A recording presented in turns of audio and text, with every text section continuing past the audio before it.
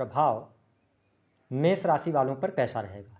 जैसा कि आप सभी जानते हैं कि 29 मार्च 2025 से आपके जीवन में शनि की साढ़े साती का आरंभ हो चुका है।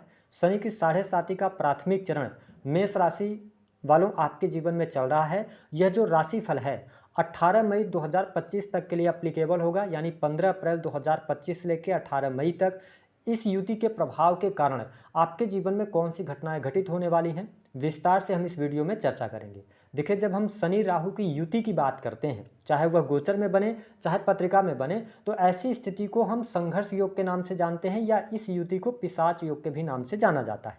वही जब राहु शुक्र की युति को हम देखते हैं तो राहु और शुक्र की युति अथाह धन देने वाली युति मानी जाती है। लेकिन राहु मायावी ग्रह है और शुक्र की जब हम बात करते हैं तो भोग विलास के ग्रह माने जाते हैं, इसलिए इस युति को मायावी योग के भी नाम से जाना जाता है। तो मेष राशि वालों, आइए जानते हैं कि इस युति के प्रभाव से आपके जीवन में कौन से सकारात्मक बदलाव होंगे और कौन से नकारात्मक चीज़ों से आपका सामना होगा। देखिए, शनि को शोक, दुख, कष्ट, पीड़ा, कर्म स्टेबिलिटी का ग्रह कहा जाता है। वही राहु जुनून, आकस्मिक रूप से होने वाली घटनाएं, छल कपट, धोखा, इंटरनेट, चलचित्र, चोरी, भय, शार्प माइंड का ग्रह है। तो वही शुक्र दैत्य गुरु हैं। शुक्र सुंदरता, आकर्षण, प्रेम, भोग विलास, लग्जरी, कला, स्त्री सुख आदि के ग्रह माने जाते हैं।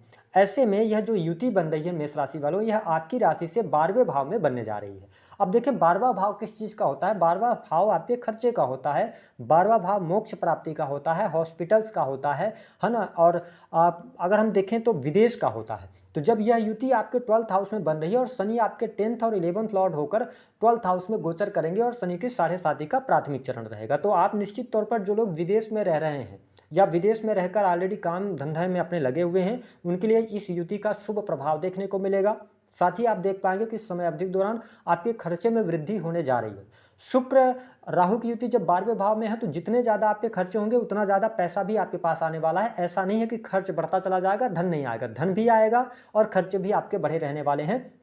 हालांकि यहाँ पर आपके लिए जब शनि 12वें भाव में जा रहे हैं तो करियर के मामले में थोड़ी सी मेहनत अवश्य करनी पड़ेगी। 12th हाउस आपके बेडरूम का होता है, आपके शैया सुख का होता है। तो यहाँ पर मेष राशि वालों शनि की साढ़े साती का प्रथम चरण है, तो ये थोड़ा सा आपको मानसिक अवसाद, डिप्रेशन जैसी समस्याएं आपको देखने को मिल सकती हैं। आप ओवर थिंकिंग कर सकते हैं, तो इसको थोड़ा सा आप ध्यान रखेंगे तो बाकी चीज़ें आपके लिए अच्छी रहने वाली हैं। जो लोग इम्पोर्ट एक्सपोर्ट का कार्य करते हैं, है ना, या किसी भी प्रकार के इलेक्ट्रॉनिक गैजेट्स अथवा मशीनरी से जुड़े हुए कार्य कर रहे हैं, उनके लिए अच्छा समय कहा जा सकता है। देखिए, जब हम शनि की बात कर रहे हैं तो शनि आपके लाभ भाव के भी स्वामी हैं। तो अगर पिछले समय में आपने कोई इन्वेस्टमेंट किया हुआ था तो उस इन्वेस्टमेंट से आपको बहुत अच्छा लाभ प्राप्त होगा। जो लोग नौकरी पेशा हैं, नौकरी पेशा लोगों के लिए यह समय अच्छा रहने वाला है। विशेष तौर पर यदि आप प्राइवेट सेक्टर के अंदर कार्य कर रहे हैं तो इस समय अवधि के दौरान आपको लाभ मिलेगा। जिस कार्य क्षेत्र में है उसी कार्य क्षेत्र में आप आगे बढ़ेंगे। साथ ही आपका आत्मविश्वास भी बढ़ा चढ़ा रहेगा। इस समय अवधि के दौरान जो लोग अपने जॉब में परिवर्तन करना चाहते हैं, न्यू जॉब की तरफ जाना चाहते हैं, तो मैं आपके लिए गोचर के आधार पर यही सजेशन दूंगा कि इस समय अवधि के दौरान जो जॉब आपके पास में स्टेबल जॉब है उसी जॉब के साथ में आप आगे बढ़िए। अभी समय आपके लिए बहुत अच्छा नहीं है। 15 मई के बाद देवगुरु बृहस्पति का भी राशि परिवर्तन होगा और राहु शनि की युति भी समाप्त हो जाएगी। तो राहु आपके लिए अच्छी स्थिति में 11th हाउस में आएंगे, तो फिर आप परिवर्तन कर सकते हैं और वही समय होगा जब आपकी इच्छा पूर्ति भी होगी। धन की स्थिति में भी काफी हद तक सुधार देखने को मिलेगा। हाँ, आपके मन में एक डर चल रहा होगा कि शनि की साढ़े साती जो चल रही है ये कहीं ना कहीं से प्रॉब्लम देगी। देखिए, शनि की साढ़े साती ऐसा नहीं कि हर व्यक्ति को प्रॉब्लम देती है, बट शनि आपके लिए बहुत अच्छे प्लेनेट नहीं माने जाते हैं क्योंकि आपकी राशि में आके नीच के हो जाते हैं। तो कहीं ना कहीं से थोड़ा बहुत ये शारीरिक तौर पर आपको कष्ट अवश्य देते नजर आ रहे हैं। हालांकि जो लोग विदेश जाना चाहते हैं, विदेश से जाने का योग आपके लिए बन रहा है और आप देखेंगे कि इस समय अवधि के दौरान पेशेंस लेवल भी आपका बढ़ेगा। खुद की से मेहनत करेंगे तो काफ़ी अच्छी चीज़ों को अर्जित करते नजर आएंगे। सरकारी क्षेत्र से जुड़े जातकों के लिए यह जो समय रहेगा 15 अप्रैल से लेकर और 18 मई तक का, इस समय अवधि के दौरान कोई बड़ी गुड न्यूज आपको प्राप्त हो सकती है। सरकारी क्षेत्र से लाभ होगा। पेंडिंग पड़े हुए कार्यों में भी आपको सफलता अवश्य प्राप्त होने वाली है। कार्यस्थल पर आपको मान सम्मान भी मिलेगा। लेकिन इसी समय अवधि के दौरान बाल झड़ने की समस्या या आंखों में चश्मा लगना, आंखों की समस्या आपको परेशान कर सकती है, तो इसका आपको ख्याल रखने की आवश्यकता रहेगी। हालांकि जिन लोगों के जीवन में कर्ज की अधिकता चल रही थी अथवा कोर्ट कचहरी आदि का कोई मामला चल रहा था, तो इस समय अवधि के दौरान कोर्ट कचहरी के मामलों से आपको बचना चाहिए, क्योंकि शनि शुक्र राहु जब 12th हाउस में है तो कहीं ना कहीं से ये प्रॉब्लम में डाल सकते हैं। वही सप्तमेश बनते हैं मेष राशि वालों शुक्र आपके लिए, ठीक है। तो यहाँ पे ये ध्यान रखना है, द्वितीय भाव और सप्तम भाव के स्वामी का 12वें भाव में जाना वैवाहिक जीवन के लिए समय अच्छा बिल्कुल भी नहीं रहने वाला है। जीवन साथी के साथ में टकराव, डाइवोर्स डाइवोर्स जैसी स्थितियां अथवा एक्स्ट्रा मैरिटल अफेयर होने का योग बनता है, क्योंकि शुक्र जब 12वें भाव में राहु के साथ युति में है, जैसा कि मैंने बताया कि राहु जो होते हैं ये जिस भी ग्रह के साथ में बैठेंगे तो उसके कारकत्व में वृद्धि कर देते हैं। राहु का कार्य है विस्तारित करना, तो यह युति आपको धन देगी, पैसा आपके पास में आएगा, और एक तरफ से पैसा खर्चा होगा तो दुगुना पैसा आपके पास में आएगा। ये चीज आप नोटिस करेंगे इस समय अवधि के दौरान। लेकिन एक्स्ट्रा मैरिटल अफेयर की वजह से नुकसान हो सकता है, स्त्री पक्ष के कारण आप मुश्किलों में फंस सकते हैं, तो इस पर आपको थोड़ा सा ध्यान देने की आवश्यकता रहने वाली है। देखें, शनि की तीसरी दृष्टि का जो प्रभाव है द्वितीय भाव पर आपके रहने वाला है। तो देखिए, मैं आपको यही बोलूंगा कि इस समय अवधि के दौरान ना थोड़ा सा निगेटिव थॉट से आपको बचना होगा। अगर आप नकारात्मक थॉट लेके चलेंगे या कोई भी कार्य करने से पहले ही आप अपना मन बना लेंगे कि ये कार्य होगा या नहीं होगा, डाउट पाल लेंगे, ठीक है, तो फिर चीज़ें आपके लिए गड़बड़ हो सकती हैं। तो ये ध्यान आपको रखना है कि भ्रम की स्थिति से आपको बचने की आवश्यकता है। वही पारिवारिक जीवन में भी चीज़ें ठीक ठाक रहने वाली हैं, कोई बहुत ज़्यादा निगेटिव नहीं रहने वाली है। थोड़ा सा मेष लग्न या मेष राशि के जो जातक या जातिका हैं, संपत्ति से जुड़े कार्य यदि आप करने जा रहे हैं तो संपत्ति का लाभ आपको अवश्य होता नजर आएगा। लेकिन अगर बहुत ज़्यादा जरूरी ना हो तो इस समय अवधि के दौरान संपत्ति का कार्य ना करें तो बेहतर है। बाकी आपकी पॉकेट अलाउ करती है तो आप आगे बढ़ सकते हैं। हाँ, धर्म कर्म के प्रति आप में रुचि जरूर जागृत होने वाली है। अध्यात्म के प्रति आप रुचि लेंगे, तंत्र मंत्र की तरफ, मेडिटेशन की तरफ आप अग्रसर होते नजर आ रहे हैं। अगर आप नए कार्य व्यवसाय की शुरुआत करना चाहते हैं या बिजनेस शुरुआत करना चाहते हैं तो ध्यान रखें कि पहले जो भी आप बिजनेस कर रहे हैं उसकी प्रॉपर ढंग से प्लानिंग कर लें, स्ट्रक्चर बना लें, और उसके बाद फिर आप अगर उस बिजनेस को करेंगे तो आपको लाभ मिलेगा। हालांकि नए कार्य व्यवसाय की शुरुआत के लिए 15 मई के बाद का टाइम आपके लिए अच्छा रहेगा। बिजनेस व्यापार में सफलता भी प्राप्त होगी तो चीज़ें वहां पर आपके लिए ज़्यादा बेहतर रहेंगी।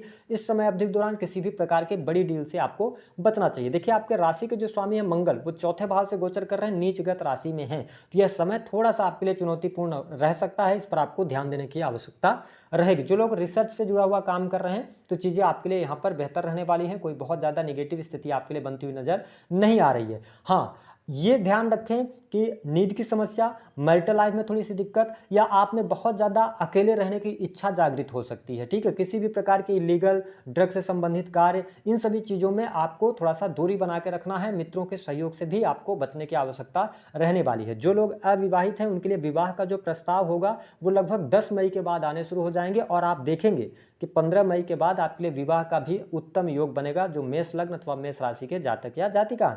इसके साथ ही धार्मिक यात्रा होगी। अगर जो स्टूडेंट हैं, विद्यार्थी हैं, एजुकेशन ले रहे हैं, उनके लिए 15 अप्रैल से लेकर 15 मई तक का टाइम, भले ही यह युति बन रही हो लेकिन टेक्निकल फील्ड, साथ ही अगर देखा जाए तो IT सेक्टर हो गया, प्रशासनिक सेवाएं हो गई, इन क्षेत्रों में आपको अप्रत्याशित सफलता प्राप्त होगी। जो लोग सेना, पुलिस, आर्मी से जुड़े हुए हैं, सरकारी क्षेत्र में हैं, तो उनको इसी समय अवधि के दौरान प्रमोशन मिलने के योग बनते हैं। आपके अंदर वर्किंग कैपेसिटी भी बहुत बढ़िया रहेगी। थोड़ा सा ओवर थिंकिंग आप करते नजर आएंगे, बाकी चीज़ें आपके लिए ठीक रहने वाली हैं। अब हम बात कर लेते हैं कि किन लोगों से आपको धोखा मिल सकता है। देखिए, मेष राशि वालों, अगर देखा जाए तो इस समय अवधि के दौरान अपने दाम्पत्य जीवन पर ध्यान रखें। शुक्र राहु की युति 12वें भाव में पैसा तो देती है, लेकिन अगर चरित्र पर दिक्कत आए तो फिर प्रॉब्लम में व्यक्ति फंसता है। अपने खान पान पर आप नियंत्रण रखिएगा। शनि की तीसरी दृष्टि आपके द्वितीय भाव पर है तो नशे के सेवन से आपको बचना होगा। शनि की 7वीं दृष्टि आपके 6th हाउस पर है तो कहीं ना कहीं से यहाँ पर चीज़ें आपके लिए अच्छी रहने वाली हैं। और भाग्य भाव को शनि देख रहे हैं 10वीं दृष्टि से, तो यहाँ पर पिता की हेल्थ के लिए बहुत अच्छा नहीं रहने वाला है। हालांकि धर्म अध्यात्म के साथ में आप जुड़े रहेंगे तो आपके लिए अच्छा रहेगा। लोगों की बातों को बहुत ज़्यादा सीरियस नहीं लेना है आपको। अगर आप इग्नोर करते हैं लोगों को तो ज़्यादा बेहतर रहेगा, नहीं तो कई बार ईगो पर बात आ सकती है। ऐसी भी स्थिति शनि राहु शुक्र की युति 12वें भाव में बन रही है तो स्थितियां बन जाती हैं। वही प्रेम संबंध के मामलों के लिहाज से अगर देखा जाए तो जरूर 15 अप्रैल से लेकर 15 मई का जो टाइम होगा, इस समय अवधि के दौरान अगर पहले से आपका ब्रेकअप हुआ था तो पुनः मैचअप होने का यहाँ पर योग बनेगा। सामने से आपको कुछ प्रपोजल्स आ सकते हैं, लेकिन ये टेम्परेरी होंगे। बहुत सोच समझकर और आपको आगे बढ़ने की सलाह ग्रह सितारे दे रहे हैं। हनुमान चालीसा का पाठ कीजिए, गरीबों की मदद करते रहिए, और पीपल के वृक्ष के नीचे सरसों के तेल का दिया जलाना शुरू कर दीजिए। शनि के 7.5 का प्रभाव शुभ आपको अवश्य मिलेगा।